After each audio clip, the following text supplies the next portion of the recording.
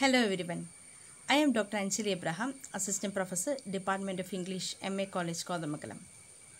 Today, let us learn a poem related to our environment. It is titled On Killing a Tree. This poem comes under Module 4, Environment Matters, from the text Issues That Matter, which is in the prescribed syllabus of second semester First BA English students. All are welcome to my class. On Killing a Tree by Giv Patel. Giv Patel, born in 1940, is a physician by profession and a poet, painter and playwright.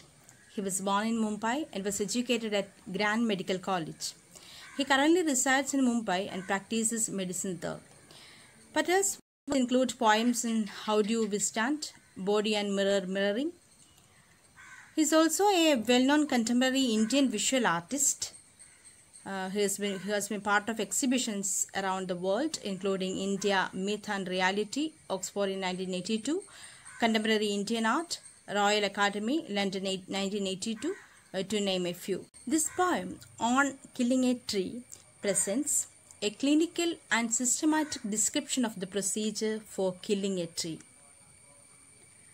Sardonic in tone, the poem criticizes the ruthless, methodical ways in which humans uproot trees, which have taken years to come into being. Unmindful of these ecological processes, humans cut them down.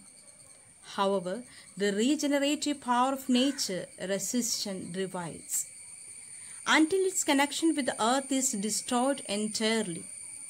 On the surface of the poem appears to be about how to kill a tree, but in reality it is an outcry against human attempts to overcome nature and a reminder that nature rebounds even in the face of mass extinction. The job of killing a tree is not over as long as its deepest roots, its intimate relationship with nature, are not pulled out. This poem, On Killing a Tree, talks about the act of cutting down a tree. The poet says that it's not an easy task. A simple jab of the knife cannot wipe out the existence of a tree. To actually kill a tree, we need to make much more effort. Similarly, it is not easy to kill the human soul. The poet sensitizes the reader and highlights the fact that trees are living things. He equates trees with humans to convey that trees should not be cut because destroying trees is just like killing a human being. Okay, let us go to the poem On Killing a Tree, page number 122. It takes much time to kill a tree, not a simple jab of the knife will do it. It has grown slowly, consuming the earth. See here, as I said earlier, the poet talks about the act of cutting down a tree. ഇവിടെ പ്രകൃതിയോട് മനുഷ്യൻ ചെയ്യുന്ന ക്രൂരതയാണ് ഈ കവിതയിലൂടെ കവി പ്രതിപാദിക്കുന്നത്. നമുക്കറിയാം, വ്യവസായവൽക്കരണത്തിൻ്റെയും നഗരവൽക്കരണത്തിൻ്റെയും ഭാഗമായിട്ട് അനേകം വനനശീകരണം, മരങ്ങൾ വെട്ടിമാറ്റപ്പെടുന്നു. അപ്പോൾ ഇവിടെ ഒരു പരിഹാസ രൂപേണ കവി പറയുകയാണ്, നിങ്ങൾ വെറുതെ ഒരു മഴ കൊണ്ട് മാത്രം വെറുതെ ഒരു മരത്തെ നശിപ്പിക്കാൻ സാധിക്കില്ല. അതിന് പല പ്രക്രിയകളുണ്ട്. മരത്തെ നശിപ്പിക്കണമെങ്കിൽ, ഒരു ട്രീയെ കിൽ ചെയ്യണമെങ്കിൽ അതിന് വളരെയധികം സ്റ്റേജസ് ഉണ്ട്. അതായത് ഈ സ്റ്റേജസിലൂടെ അതിനെ നശിപ്പിച്ചില്ല എങ്കിൽ അത് വീണ്ടും ചെറിയ ചെറിയ നാമ്പുകളായിട്ട് പൊട്ടിമുളയ്ക്കും. അപ്പോൾ അതുകൊണ്ട് എങ്ങനെ നശിപ്പിക്കണമെന്ന് പരിഹാസ രൂപേണ കവി പറയുകയാണ്. It takes much time to kill a tree. ഒരു ട്രീനെ നശിപ്പിക്കാൻ കുറേ സമയമെടുക്കും. Not a simple jab of the knife. Simple jab means a poke with the end or point of something, a sharp quick thrust. അതായത് ഒരു കത്തിയുടെ മുനയോ കൊണ്ടോ അല്ലെങ്കിൽ മഴുവിൻ്റെ ആ കൂർത്ത വശം കൊണ്ട് വെറുതെ ഒന്ന് തുളച്ചാൽ അല്ലെങ്കിൽ വെറുതെ ഒന്ന് വെട്ടിമാറ്റിയാൽ തീർന്നതല്ല ഒരു മരം എന്ന് പറയുന്നത്. കാരണം മരത്തിന് പ്രകൃതിയുമായിട്ട് അഭേദ്യമായ ബന്ധമുണ്ടെന്നാണ് പറയുന്നത്. So not a simple jab of the knife will do it. അതായത് it's not an easy to kill a deep rooted tree. അതായത് ഒരു ട്രീ വേരോടെ അത് പല വർഷങ്ങളായി വേരവിടെ ഉറച്ചു പോയതാണ്. It takes much time to kill. It simple jab of knife cannot do. It's firmly held by the earth and its roots are safe under the ground and it is too strong to be killed by a simple attack of a knife. ഒരു ചെറിയ ഒരു മഴ കൊണ്ടോ അല്ലെങ്കിൽ എന്തെങ്കിലും ഒരു വാക്കാത്തി കൊണ്ട് മാത്രം വെട്ടിയാൽ തീരുന്നതല്ല. The tree has grown to its full size by it has grown. See the third line, it has grown slowly consuming the earth. പതുക്കെ പതുക്കെ കൺസ്യൂമിങ് മീൻസ് എർത്തിനെ ഉപയോഗിച്ചുകൊണ്ട്, അതായത് ഭൂമിയിൽ നിന്നുള്ള എല്ലാ പോഷകാംശങ്ങളും വലിച്ചെടുത്ത് വെള്ളവും ധാതുക്കളും എല്ലാം വലിച്ചെടുത്ത് വളരെ വർഷങ്ങളായിട്ട് വളർന്നു വന്ന് വേരുറച്ചു പോയ ഒരു ട്രീ ആണത്. അപ്പോൾ അതിനെ അങ്ങനെ നശിപ്പിക്കാൻ പറ്റില്ല. Because the tree has grown to its full size. അതായത് ഒരു വലിയ ട്രീ ആണെങ്കിൽ അത് കുറേ വർഷങ്ങളായിട്ട് ഈ എല്ലാ അതായത് എർത്തിലെ വേരുറച്ചു പോയിട്ട് വേരിലൂടെ എല്ലാവിധ പോഷകാംശങ്ങളും വലിച്ചെടുത്ത് ന്യൂട്രിയൻസ് എല്ലാം വലിച്ചെടുത്ത്, ദാറ്റ് മീൻസ് എന്താണ്, a plant takes nutrition from the soil to grow it to a big tree. ഒരു വലിയ മരമാകുന്നതിന് കുറേ ന്യൂട്രീഷൻ എടുക്കേണ്ടി വരും.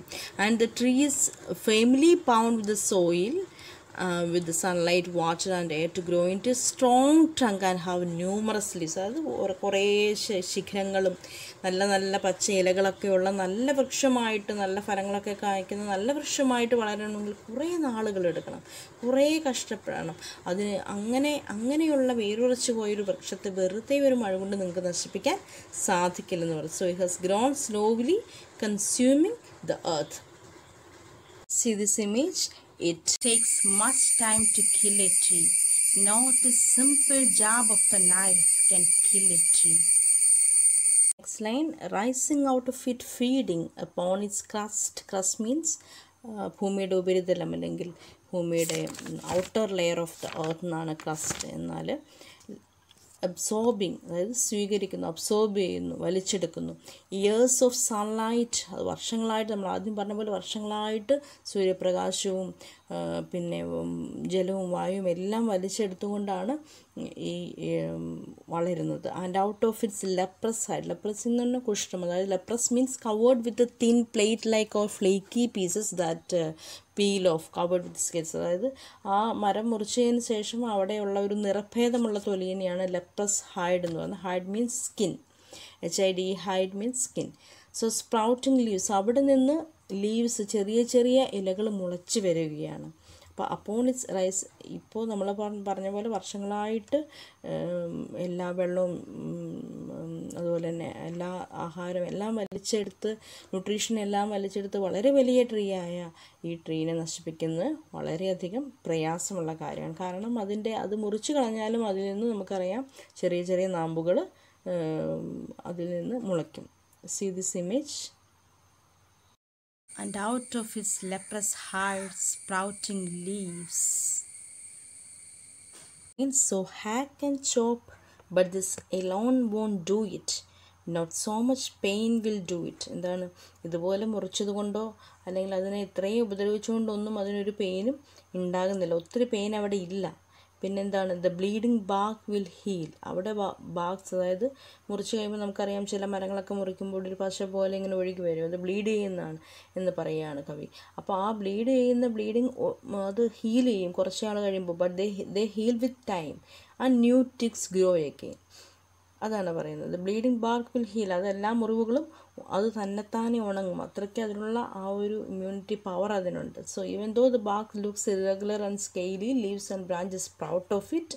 And when a tree is chopped the barks bleed. Tree chop ചെയ്ത്, hack means to cut, slice or sever something with heavy irregular blows. അതായത് എന്തെങ്കിലും ആയുധങ്ങൾ കൊണ്ട് ഈ പറഞ്ഞ മരം മുറിക്കുന്നതിനെയാണ് ഹാക്ക് എന്ന്, അല്ലെങ്കിൽ ചോപ്പ് എന്ന് പറഞ്ഞാൽ വെട്ടി നുറുക്കിയാലും അത് വീണ്ടും വരാം. ബട്ട് ദിസ് എലോൺ, അതുകൊണ്ട് മാത്രം വോണ്ട് ഡു ഇറ്റ്, അതുകൊണ്ട് മാത്രം won't do it, it means ആ കില്ലിങ് നടക്കില്ല, അതുകൊണ്ട് മാത്രം. Not so much pain will do it, അതുകൊണ്ട് മാത്രം ആ മരത്തിന് ഒരു വേദനയും അനുഭവിക്കില്ല, കുറച്ചും കൂടി വേദന അനുഭവിക്കട്ടെ. സർക്കാസ്റ്റിക്കായിട്ട് പറയുകയാണ്. The bleeding bark will heal, എന്തുകൊണ്ടാണ് ആ മുറിഞ്ഞ ആ മുറിവ് എന്തായാലും ഉണങ്ങും. And from close to the ground, പക്ഷേ എന്താണ് ചെയ്യേണ്ടത്? അതിൻ്റെ ഇപ്പം താഴത്തേക്ക് ഒരു വേര് മുറിക്കാതെ അതിൻ്റെ താഴെ മാത്രം കുറ്റിയായിട്ട് അവശേഷിക്കുകയാണെങ്കിൽ ആ കുറ്റിയിൽ നിന്നും അത് നമ്മൾ കണ്ട പോലെ മുളച്ചു വരും. And from close to the ground will rise curled green twigs, miniature bulbs, and which if unchecked will miniature means a greatly reduced or abridged form of copy. അതായത് കുഞ്ഞു ചെറിയ എന്താണ് മുളകളായിട്ടിങ്ങനെ ചെറിയ നാമ്പുകൾ മുളച്ചു വരും എന്നാണ് പറയുന്നത്. സോ വിച്ച് ഇഫ് അൺചെക്ഡ്, അതായത് നമ്മൾ ശ്രദ്ധിച്ചില്ലെങ്കിൽ അതിൽ നിന്ന് പിന്നെ അത് നമുക്കറിയാം ചില മരങ്ങളൊക്കെ പിഴുത് എറിയുമ്പോൾ അല്ലെങ്കിൽ മരങ്ങളൊക്കെ പിഴുതു പോകുമ്പോൾ അതിൻ്റെ വേരിൽ നിന്ന് വീണ്ടും നാമ്പുകൾ മുളച്ച് വന്ന് വീണ്ടും വലിയ ട്രീ ആയിട്ടുണ്ട്, നമ്മളത് കെയർ ചെയ്തില്ലെങ്കിൽ, നമ്മളത് ശ്രദ്ധിച്ചില്ലെങ്കിൽ. So which if unchecked will expand to former, പഴയ പോലെ തന്നെ അതെങ്ങനെയുള്ള മരമായിരുന്നോ അതിനെ മുറിച്ചിട്ടതിന് ശേഷം ശ്രദ്ധിക്കാതെ പോയി കഴിഞ്ഞാൽ, ശ്രദ്ധിക്കാതെ എന്ന് പറഞ്ഞാൽ അതിനെ ശരിക്കും കൊന്നില്ല എങ്കിൽ അത് പഴയ പോലെ തന്നെ വളർന്നു വരും. ടു ഫോമർ സൈസ് എന്നാണ് പറയുന്നത്. അതായത് ഇവിടെ കവി പറയുന്നത്, if one wants to kill a tree its roots how to be pulled out. കണ്ടില്ലേ? അല്ലെങ്കിൽ ചെറിയ നാമ്പുകളായിട്ട് ഇവിടെ മുളച്ചു വരും, അത് വലിയ വൃക്ഷമായി വീണ്ടും തീരും. So the roots are the most sensitive parts of the tree. So the poet says it, new twigs grow again, boughs which are chopped off are replaced by new branches which grow into their former size once again. വീണ്ടും പുതിയ ചെടി ആയിട്ട് ഇങ്ങനെ മുളച്ച് വരാതെ എന്ത് ചെയ്യണം? അതിനെ വേരോടെ പിഴുത് കളഞ്ഞാൽ മാത്രമേ പറ്റുള്ളൂ, അതിനെ കുറ്റിയായിട്ട് അവശേഷിപ്പിക്കരുത്. അതായത് ഒരു ട്രീക്കുള്ള ആ ഒരു എന്താണ് റീജനറേറ്റീവ് പവറിനെയാണ് ഇവിടെ പ്രകൃതി ഒരു മരത്തിന് കൊടുക്കുന്ന, അല്ലെങ്കിൽ പ്രകൃതിക്ക് തനതായിട്ടുള്ള റീജനറേറ്റീവ് പവറിനെയാണ് ഈ ലൈൻസിലൂടെ കവി ഉദ്ദേശിക്കുന്നത്. അത്രയ്ക്ക് ദൈവിക ചൈതന്യമുള്ള, അല്ലെങ്കിൽ അത്രയ്ക്ക് ശക്തിയുള്ള ഒരു കാര്യമാണ് പ്രകൃതിയുടെ എല്ലാ കാര്യങ്ങളും. മരങ്ങളാകട്ടെ, എല്ലാത്തിനും, മണ്ണാകട്ടെ, എല്ലാത്തിനും അതിൻ്റേതായ ശക്തിയുണ്ട്. പക്ഷേ അതിനെ വേരോട് പിഴുത് കളയുമ്പോൾ വലിയൊരു കാര്യമാണ് സംഭവിക്കുന്നത്. അത് മനുഷ്യരാശിക്ക് തന്നെ നാശമുള്ള കാര്യമാണ്, സ്വയം നശിക്കുന്നൊരു കാര്യമാണ് എന്നും കൂടിയാണ് കവി ഇതിലൂടെ ഉദ്ദേശിക്കുന്നത്. No, the root is to be pulled out of the anchoring earth. അപ്പോൾ ആദ്യം പറഞ്ഞ പോലെ വലിയ വൃക്ഷമാകാൻ, ടു ഇറ്റ്സ് ഫോമർ സൈസിലേക്കാകാൻ ഒരിക്കലും അനുവദിച്ചുകൂടാ. നോ, ഒരിക്കലും അത് അനുവദിച്ചുകൂടാ. അങ്ങനെ ആകാൻ പാടില്ല. അങ്ങനെ ആകാതിരിക്കുവാനായിട്ട്, അതായത് എങ്ങാനും മരം മുറിച്ചതിന് ശേഷം അത് ശ്രദ്ധിക്കപ്പെടാതെ പോയാൽ അതിൽ നിന്നും പുതിയ നാമ്പുകൾ മുളയ്ക്കാതിരിക്കാൻ എന്ത് ചെയ്യണം? Yes, poet says that in order to kill the tree it has to be uprooted. അത് വേരോടെ പിഴുത് കളയണം. One has to separate the tree from the earth which supports it, out of the anchoring earth.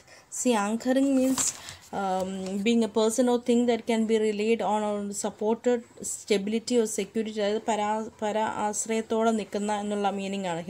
ഇവിടെ earth is a stable support for the tree. ഇവിടെ ട്രീനെ സ്റ്റേബിളായിട്ട് support ചെയ്യുന്ന ആരാണ്? ഭൂമിയാണ്. ഭൂമി ആണ് അതിനെ താങ്ങി നിർത്തുന്നത്.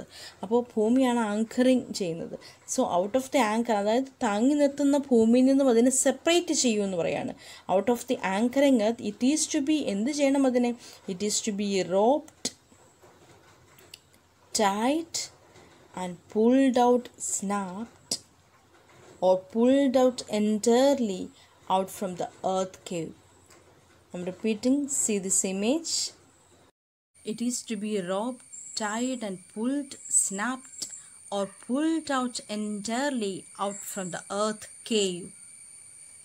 Here roped means അതിനെ ഒരു വടം കൊണ്ടോ അല്ലെങ്കിൽ ഇത് ഈ കാണുന്ന പോലെ ഒരു കയറ് വെച്ചിട്ട് നന്നായിട്ട് മുറുക്കുക. റോപ്ഡ് ആൻഡ് ടൈഡ്, അതിനെ നന്നായിട്ട് വരിഞ്ഞ് മുറുക്കി വലിച്ച് പിഴുതെടുത്ത് കളയണം. എന്നാലാണ് ഒരു വേര് പോലും അവശേഷിക്കാതെ അതിനെ മുഴുവനായിട്ട് കളയാൻ സാധിക്കുള്ളൂ. So it's be roped, tied and pulled, snapped or pulled out entirely out from the earth cave. Earth cave means a hollow in the earth used by primitive humans as a secure place for stay and storage. അതാണ് cave എന്ന് പറഞ്ഞാൽ. ഇവിടെ ഉദ്ദേശിക്കുന്നത് the roots of the tree are provide security and resources by the earth. ഒരു ട്രീയുടെ വേരാണല്ലോ മൊത്തം ഒരു മരത്തെ തന്നെ പിടിച്ചു നിർത്തുന്നത്. So the earth is to the tree what the caves were to early humans. അതായത് അന്ന് ഏർലി ഹ്യൂമൻസിൻ്റെ കേവ്സ് എങ്ങനെയായിരുന്നു അതുപോലെ ആണ് എർത്താണ് ട്രീക്ക് കേവ് പോലെ വർത്തിക്കുന്നത്. ദാറ്റ് മീൻസ് നമുക്കറിയാം, ഒരു മരം പിഴുത് കളഞ്ഞു കഴിയുമ്പോൾ അതിൻ്റെ വേരിരുന്ന ഭാഗത്തൊരു കുഴി പോലെ ഇരിക്കും ഇല്ലേ. അപ്പോൾ അത്രയും ഒരു ഭാഗത്താണ് ഏറ്റവും വലിയ സപ്പോർട്ട് അതിന് കിട്ടിയിരുന്ന ഭാഗം. അവിടെ നിന്നാണ് അത് ആഹാരം വലിച്ച് അതിനാവശ്യമായ ന്യൂട്രിയൻസ് എല്ലാം വലിച്ചെടുത്ത് അവിടെ നിന്നാണ്. അപ്പോൾ ആ ഒരു സ്ഥലത്ത് നിന്ന് അതിനെ ഡിറ്റാച്ച് ചെയ്യാന്ന് പറഞ്ഞാൽ അതിൻ്റെ മീനിങ് എന്താണ്? അതായത് ഭൂമിയായ അമ്മയിൽ നിന്നും അതിനെ വേർപെടുത്തുക എന്നുള്ള മീനിങ് ആണ് അവിടെ വരുന്നത്. അപ്പോൾ ഭൂമിയിൽ നിന്നും അതിനെ മാറ്റി നിർത്തുക എന്നുള്ള മീനിങ് ആണ് വരുന്നത്. സോ അത്രയ്ക്ക് മാറ്റി നിർത്തുക മാത്രം ചെയ്ത്, നമുക്കറിയാം ഒരു മരം പിഴുതെടുത്ത് കളഞ്ഞ് അതിൻ്റെ വേരോടെ മാറ്റി കഴിഞ്ഞാലും നമുക്ക് ചില തേക്ക് മരങ്ങളൊക്കെ എന്നിട്ടും അതിൻ്റെ വേരിൻ്റെ മുൻഭാഗത്ത് നിന്നും അത് വളർന്നു വരുന്നത് നമ്മൾ കണ്ടിട്ടുണ്ട്. അപ്പോൾ അതുകൊണ്ട് എന്ത് ചെയ്യണം? ഇനിയും സ്റ്റേജ് കഴിഞ്ഞിട്ടില്ല. അതിനെ കില്ല് ചെയ്യുന്നതിൻ്റെ അല്ലെങ്കിൽ അതിനെ കൊല്ലുന്നതിൻ്റെ സ്റ്റേജ് കഴിഞ്ഞിട്ടില്ല. ഇനിയും ഉണ്ട് ലാസ്റ്റ് സ്റ്റേജ്. ഇപ്പോൾ പറയുന്ന സ്റ്റേജിൽ എന്താണ്? അത് നന്നായിട്ട് മുറുക്കി കെട്ടി ആ വേരോടെ അതിനെ പിഴുത് കളയണമെന്നാണ് പറയുന്നത്. Okay, the next line, and the strength of the tree exposed. Which is the strength of the tree? Yes, the roots are the strength of the tree. So അത് exposed ആക്കണം, അത് detached ആക്കണം. The poet says that in order to kill the tree it has to be uprooted. One has to separate the tree from the earth which supports it. The roots of the tree bind the tree with the soil in the pit of the earth. So from there the most sensitive and hidden part of the tree ഏതാണ്? The roots ആണ്. So it must be the source of the tree. It must be in white color and wet, the most sensitive hidden. See this line? The most sensitive hidden for years inside there. വർഷങ്ങളായിട്ട് hidden ആയിട്ട് ഭൂമിയുടെ അടിയിൽ അല്ലെങ്കിൽ മണ്ണിനടിയിൽ വർഷങ്ങളായിട്ട് ഈ ഭൂമിക്ക് താങ്ങായിട്ട് മരത്തിന് താങ്ങായിട്ട്, വൃക്ഷത്തിന് താങ്ങായിട്ട് നിൽക്കുവാണ് ഈ റൂട്ട്സാണ് അതിൻ്റെ കാതലായ ഭാഗം. അതിൻ്റെ most sensitive part, most vulnerable, most important part റൂട്ട്സാണ്. അപ്പോൾ ആ റൂട്ട്സിനെ പിഴുതെടുത്ത് കളഞ്ഞ് മുഴുവനായിട്ട് കളഞ്ഞാലാണ് പകുതി ജോലി തീരുകയുള്ളൂ ഈ കൊല്ലുന്നതിൻ്റെ. ശരിക്കും ഓഡിയൻസിന് ഒരു എമ്പതി തോന്നാൻ പാകത്തിനാണ്. കാരണം ഈ ഡീഫോറസ്റ്റേഷനെ കുറിച്ച് അല്ലെങ്കിൽ ആ മനുഷ്യൻ ഭൂമിയോട് ചെയ്യുന്ന, പ്രകൃതിയോട് ചെയ്യുന്ന, വൃക്ഷങ്ങളോട് ചെയ്യുന്ന ക്രൂവൽറ്റിയെക്കുറിച്ച് അതിലൊരു എമ്പതി മനുഷ്യന് തോന്നാൻ വേണ്ടിയിട്ട്, അല്ലെങ്കിൽ അതിനെക്കുറിച്ച് മനുഷ്യന് മനസ്സിലാക്കാൻ വേണ്ടിയിട്ടാണ് ഈ ഒരു സറ്റാരിക്കൽ മോഡിൽ നമ്മുടെ കവി ഇതിനെ ഇത്രയ്ക്കും ക്രൂരമായിട്ട് ഈ വൃക്ഷത്തെ കൊല്ലൂ നിങ്ങൾ, എന്നാലാണ് നിങ്ങൾ ഇനിയും ആ വൃക്ഷത്തെ കാണാതിരിക്കുള്ളൂ. നിങ്ങളുടെ ആഗ്രഹം അതാണല്ലോ, ഇനിയും വൃക്ഷം കാണരുത്, അതിന് ഇങ്ങനെ ചെയ്യൂ എന്ന് പറഞ്ഞ് കവി പറഞ്ഞു തരുന്നു. സോ ദ സോസ് white and wet, the most sensitive hidden for years inside that. ഇനിയാണ് നെക്സ്റ്റ് സ്റ്റെപ്പ് വരുന്നത്. Then the matter of scorching and choking in sun and air, browning, hardening, twisting, withering, and then it is done. It is done means അങ്ങനെ കൊന്നു. എന്തിനെ കൊന്നു? വൃക്ഷത്തിനെ കൊന്നു. It is done means ആ killing is done എന്നുള്ള meaning. അപ്പോൾ ഒരു വൃക്ഷത്തെ കൊല്ലുന്നതിൻ്റെ അവസാന സ്റ്റേജാണ് പറയുന്നത് ഈ വേരോടെ, അതായത് അതിൻ്റെ കാതലായ, അതിൻ്റെ സോഴ്സായ, അല്ലെങ്കിൽ അതിൻ്റെ ജീവൻ്റെ ഭാഗമായ, അല്ലെങ്കിൽ അതിന് ജീവൻ കൊടുക്കുന്ന, അതിന് എല്ലാവിധ ന്യൂട്രീഷ്യൻസും കൊടുക്കുന്ന, മണ്ണിൽ നിന്നും വലിച്ചെടുക്കുന്ന സോഴ്സായിട്ടുള്ള റൂട്ടിനെ മാറ്റിയതിന് ശേഷം, അത് അപ്രൂട്ടറാക്കിയതിന് ശേഷം, ആ റൂട്ട്സിനെ ഡിറ്റാച്ച് ചെയ്തതിന് ശേഷം അവസാനം ചെയ്യേണ്ടത് എന്താണ്? ദെൻ ദി മാറ്റർ ഓഫ്, അവസാനം ചെയ്യേണ്ട കാര്യം scorching and choking. Scorching and choking means drying up after uprooting. അത് വേര് മാറ്റിയതിന് ശേഷം അതിന് ഉണക്കുന്നതിനെയാണ് പറയുന്നത്. കാറ്റും വെളിച്ചും സൂര്യപ്രകാശം, അതുപോലെ വളരെ ഒത്തിരി നല്ല ചൂടോട്, അതായത് ഒത്തിരി ഹീറ്റ് അതിനെ കൊള്ളുന്നു. അതിന് പ്രകാരം സൂര്യപ്രകാശവും കാറ്റും എയറും എല്ലാം കൊണ്ട് അവസാനം അത് ശുഷ്കിച്ച് വളരെ അതിൻ്റെ സ്കിന്നിലൊക്കെ മാറ്റങ്ങൾ വന്ന് അത് ഒരു നന്നായിട്ട് ഉണങ്ങി തീരണം. അതിന് വേണ്ടിയിട്ടാണ് scorching and choking in sun and air, കുറേ നാൾ വെയിലത്തിട്ട് ഉണക്കുക, ബ്രൗണിങ്, അതിന് ബ്രൗൺ കളറായി ബ്രൗണിങ്, അത് hardening. Browning means making of becoming brown എന്നാണ്. ഹാർഡനിങ് എന്ന് വെച്ചാൽ അത് നല്ല അതായത് സോഫ്റ്റ് ആയിട്ടുള്ള പോർഷൻസൊക്കെ വെയിലത്തിട്ട് ഉണങ്ങി ഹാർഡൻ ആവുക, അത് നന്നായിട്ട് ഉണങ്ങുക. Twisting and withering means decaying എന്നുള്ള മീനിങ് ആണ്. So once the roots are detach, the tree starts dying, it withers, dries up with action of heat and wind, twist, hardens, അത് നല്ല എന്താണ് കഠിനമുള്ളതായിട്ട് അല്ലെങ്കിൽ അതിൻ്റെ സോഫ്റ്റ് ആയിട്ടുള്ള പോർഷൻസ് എല്ലാം ഹാർഡൻ ആകും. അത് ഹാർഡൻ ആകുമ്പോൾ എന്ത് സംഭവിക്കില്ല, അതിൽ നിന്നും പുതിയ നാമ്പുകൾ മുളയ്ക്കില്ല. അങ്ങനെ അത് ഒരു വിധത്തിലും അതിൽ നിന്നും ഒരു ചെറിയ നാമ്പ് പോലും മുളയ്ക്കാതിരിക്കുവാണെങ്കിൽ, ചെറിയ ശിഖരം പോലും വരാതിരിക്കുവാണ് എന്ന് ഉറപ്പാക്കിയതിന് ശേഷം മാത്രമാണ് നമുക്ക് ആ വൃക്ഷം മരിച്ചു എന്ന് പറയാൻ പറ്റുള്ളൂ. അപ്പോഴാണ് അതിൻ്റെ മരണം സംഭവിക്കുന്നത്. So and finally it dies. അങ്ങനെ അതിൻ്റെ മരണം സംഭവിക്കുന്നു. അപ്പോൾ നമുക്ക് സമാധാനിക്കാം, ഇനി ഒരു വൃക്ഷം അതിൽ നിന്നും ഉണ്ടാകില്ല എന്ന്. അല്ലെങ്കിൽ പറ്റില്ല. ഈ സ്റ്റേജുകളെല്ലാം കഴിയുമെങ്കിൽ it will take much time to kill a tree എന്ന് ആദ്യമേ തന്നെ കവി പറയാൻ കാര്യം അതാണ്. It will take too much time to kill a tree. So his poems speak of deep concerns for nature and expose man's cruelty to it. See this image? See, in sun and air, browning, hardening, twisting, withering, and then it is done. Once the roots are pulled out and exposed to the sun and air, they wither and the tree is finally killed. പിന്നെ ട്രീയുടെ ഒരു കാര്യവും അവിടെ നാമാവശേഷിക്കുന്നില്ല. പിന്നെ തടിക്കായിട്ട് മില്ലിലേക്ക് കൊണ്ടുപോകുമോ അങ്ങനെ കാര്യങ്ങളൊക്കെ ചെയ്യുമ്പോൾ മാത്രമാണ് അത് ഉപയോഗിക്കുന്നത്. അല്ലാതെ ആ ഒരു നിമിഷം ആണ് കംപ്ലീറ്റ് ആയിട്ട് നമുക്ക് വിശ്വസിക്കാവുന്നത് അത് തീർന്നു, അതിൻ്റെ ആയുസ് തീർന്നു എന്ന്. അപ്പോൾ ഇവിടെ നേച്ചറിൻ്റെ ഒരു റീജനറേറ്റീവ് പവറിനെ കവി കാണിക്കുന്നുണ്ട്. Let us discuss some poetic devices used in the poem. In this poem, the poetic device used is personification, because the poet speaks of trees as human beings. Personification എന്ന പോയിറ്റിക് ഡിവൈസ് ഇവിടെ ഉപയോഗിച്ചിട്ടുണ്ട്. കാരണം poet ട്രീസിനെ ഒരു മനുഷ്യനായിട്ട് താരതമ്യം ചെയ്തേക്കണം. കാരണം kill എന്നൊക്കെ പറയുമ്പോൾ he says that one cannot kill a tree with a jab of a knife or by hacking it like they would kill any human being. And rhyme scheme കുറിച്ച് പറയുന്നത് there is no particular rhyme scheme followed in this poem. So the poem is divided into 4 stanzas and each stanza comprises varying lines. So the poem is written in free verse. There is one metaphor using the poem leprous hide. The uneven color of the surface of the trunk of a tree is compared to the skin of a person suffering from leprosy. So there is indirect comparisons. So that is why there is one metaphor. Next metaphor, bleeding bark. The sap coming out of tree where it is cut is compared to the bleeding from the wound in a human's body. So it's also a metaphor. And another poetic device used is alliteration. Repetition of alliteration means repetition of a consonant sound in 2 or more closely placed ones. And here in the word bleeding bark, there is also alliteration. Bleeding bark, BB sound. Okay, next poetic device is enjambment. Enjambment means when one sentence continues into 2 or more lines, it's enjambment. Here in these lines we can see that poetic device is used. Not a simple jab of the knife will do it. It has grown, slowly consuming the earth and rising out of it, feeding upon its crust, absorbing. These all are enjambment. Okay, now let us discuss the theme of the poem.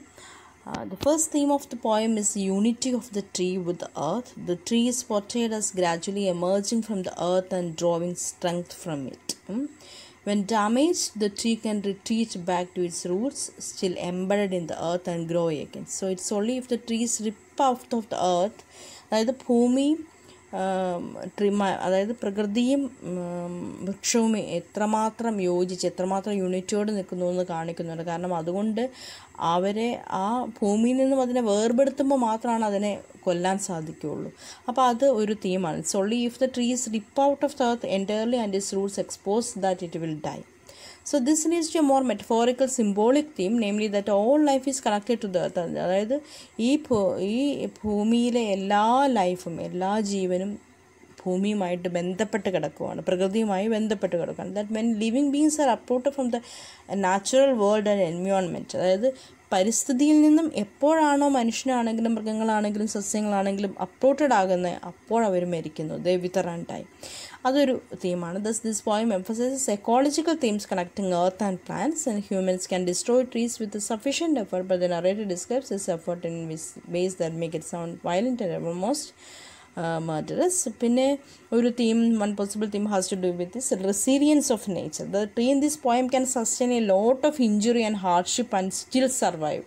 അതായത് എന്തോരം നമ്മൾ ആദ്യം പറയുന്നുണ്ട്, അതിന് മുറിച്ച് മാറ്റിയിട്ട് ഒരു കാര്യമില്ല, അതിൽ നിന്നും അത് പുതിയ നാമ്പുകൾ മുളയ്ക്കുന്നത്. അതായത് എത്ര ചെയ്താലും അതിന് റീജനറേറ്റിംഗ് പവറോടെ വരാനുള്ളൊരു കഴിവ് നമ്മുടെ ട്രീക്കുണ്ട്. അപ്പോൾ അതിൻ്റെ റെസിലിയൻസ് ഓഫ് നേച്ചറാണ് കാണിക്കുന്നത്. So if the reader of the poem views the tree as a symbol of representing nature as a whole, humanity or even an individual person, തന്നെ discussion of this theme of resilience can have a positive one, and resilience is an admirable quality and one that deserves celebration.